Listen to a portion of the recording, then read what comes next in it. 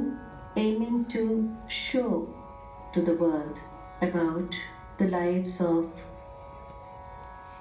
G.N. Balasubramaniam, GNB, and his illustrious disciple, MLV or ML Vasantakumari, the two great names which dominated the latter half of the 20th century.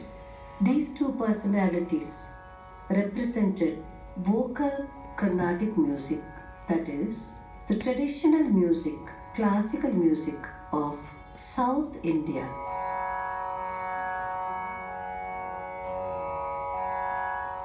The 20th century was a golden age for Carnatic music, as it was the age of propagation of this ancient art through concerts at formal sabhas, initially set up in Madras, the old name for Chennai.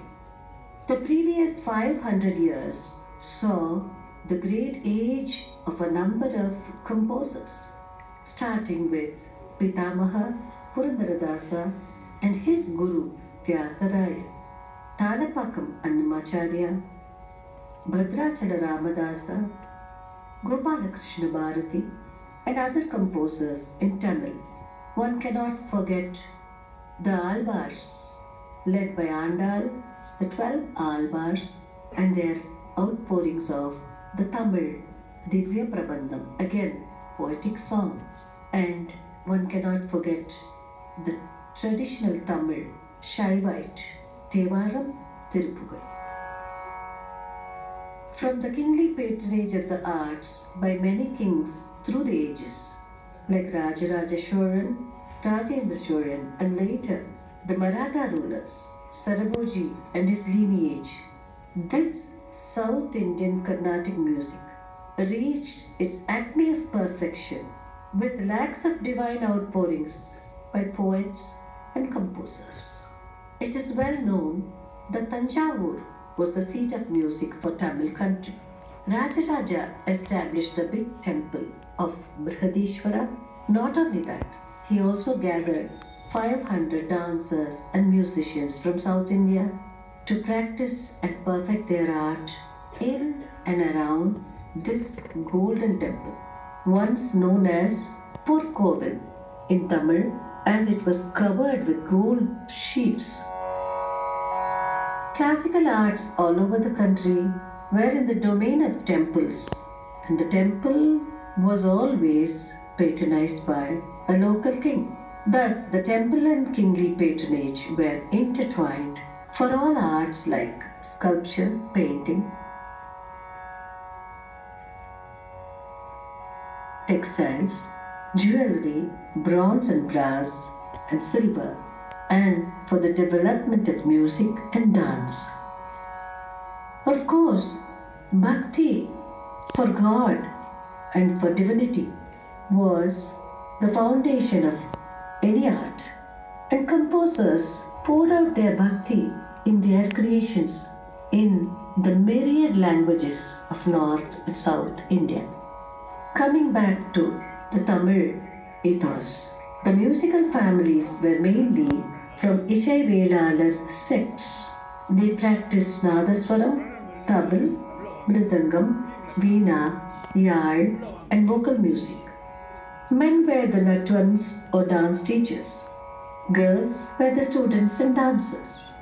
At that time, there were not any male dancers. That came later.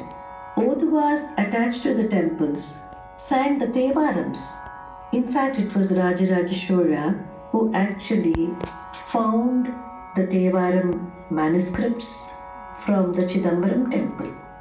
For the Shatkala or six-fold timings of the pujas, music and dance were a must in all temples of Sanatana Hinduism. With colonial rule came strict rules for temples. Slowly but surely, all artists moved to Madras to practice and teach their art for all. The deprived artists, the hereditary artists, the dancers, the musicians fought back. In this new milieu, The great lady, Veena Dhanammal, rose like a comet. She was a pioneer artist of Madras. Her forebears, like Papammal, had been at the Tanjavur court and at the Tanjavur temples as artists. She and her family were very involved in music and also Sadir. Sadir was the name for the classical dance of that time, which later evolved into a refined Natya known as Bharatanatyam. Her forebears had a vast collection of treasures and gems of kritis and other forms of glorious Carnatic music.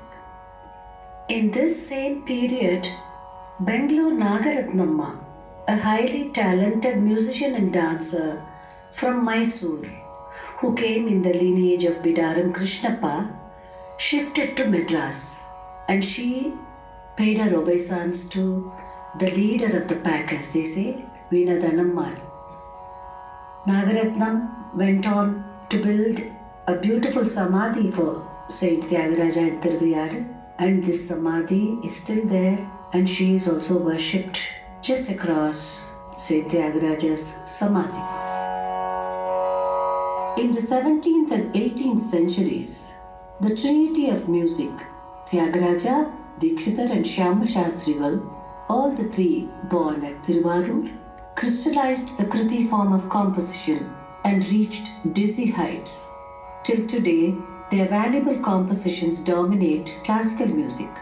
After them, their disciples and families continued the good work and gave the form substance and piety.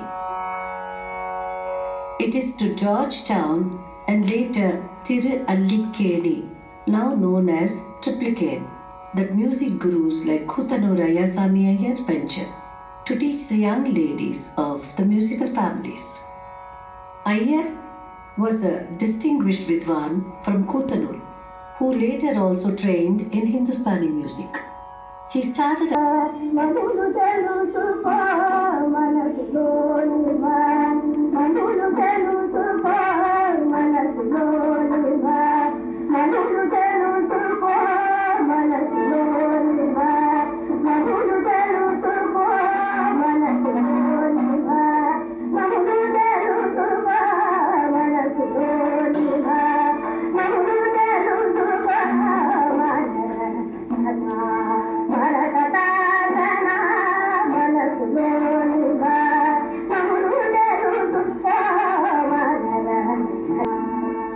After a while, Ayasami Iyer took the hand of Lalitangi in marriage, and the rest, as they say, is history. Their only child, the child prodigy Vasanta Kumari, was born on July 3rd, 1928, to this illustrious musical couple. Born to two musicians, music was in her genes. Apart from music, young Vasanti attended a convent school. She got a good grounding in academics. She also had a good knowledge of Telugu, Tamil and Kannada, which helped her with diction and her pronunciation in her concerts. 1930s and 40s, the three Vidwans, Mudikondan Venkatrama Iyer, Parur Sundaram Iyer and Ayasami Iyer, met frequently in the latter's home at Edward Elliot's Road. Their discussions were always about the beauty and the melody of music, especially the voice culture of Hindustani music.